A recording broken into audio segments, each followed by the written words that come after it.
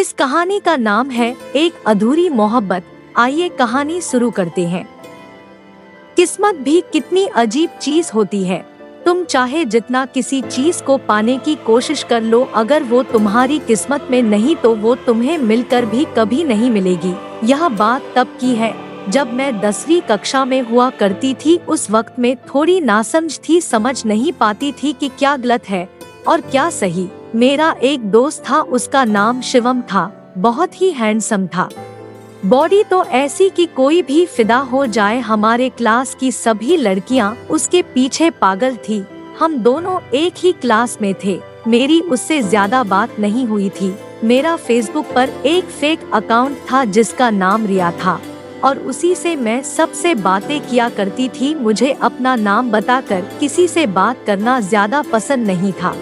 School के ज्यादातर लड़के रिया के पीछे पड़ गए और जानने में लग गए कि यह है कौन। इसी सब के बीच मुझे शिवम की रिक्वेस्ट आई। उसने मुझे मैसेज किया और मैं उससे बात करने लगी। कुछ दिन में हम दोनों में बहुत अच्छी दोस्ती हो गई, पर उसे यह बात नहीं पता थी कि शिवानी ही रिया है। मैंने कभी नहीं सोचा था कि मैं उससे इतनी बातें करने लगूंगी और उससे इतनी अच्छी दोस्ती हो जाएगी। ये बातें बढ़ती गई और हमारे दिल मिलते गए। उसने मुझे प्रपोज किया, ना जाने क्यों कब कैसे मुझे भी उससे मोहब्बत हो गई और मैंने भी बिना कुछ सोचे समझे उसका प्रपोजल एक्सेप्ट कर लिया। मानो ये मोहब्बत बढ़ती गई, ना खाने का होश ना पीने का, हर वक्त उसके ख्यालों में खोना तो जैसे मेरा काम बन गया था। कुछ दिन बाद मेरे मन में ये बात आने लगी कि वो रिया से प्यार करता है, ना कि शिवानी से। मेरा मन घबराने लगा और दिन रात यही सोचने लगी कि उससे सारी सच्चाई कैसे बताऊं। इसलिए मैंने उससे बातें करना बहुत कम कर दी। उसे भी अब थोड़ा शक होने लगा, क्योंकि मैं अपने रियल अकाउंट से भी उससे बातें करती थी। कुछ दिन बाद उससे सारी सच्चाई का पता चल गया।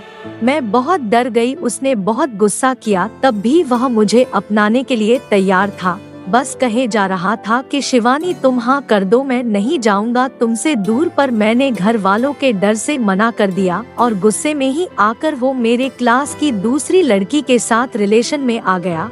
वो लड़की उससे मेरे खिलाफ भड़काने लगी और मेरे और शिवम में लड़ाई लगवा कर बातें बंद करवा दी। मुझे अपनी बातें साबित करने का एक मौका तक नहीं दिया। बहुत रोई, मुझे कुछ समझ नहीं आ रहा था। उस वक्त मैंने उसे उसके हाथ पर छोड़ना ही सही समझा और उसे भूलने की कोशिश करने लगी।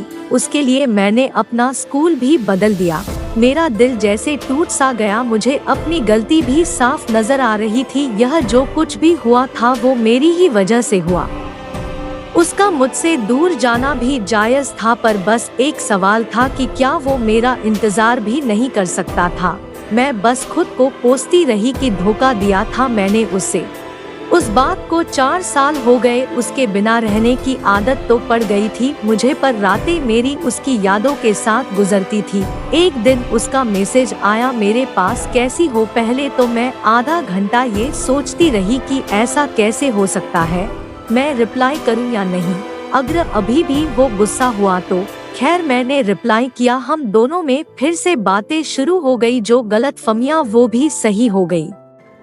इस बार मैं शिवानी थी और वो शिवम। ना कोई झूठ ना कोई धोखा, बस मैं और वो।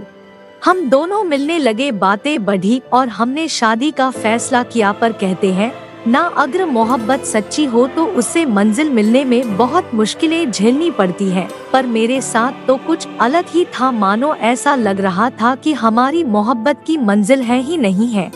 उसकी एक कार एक्सीडेंट में मौत हो गई और मोहब्बत हमारी अधूरी रह गई।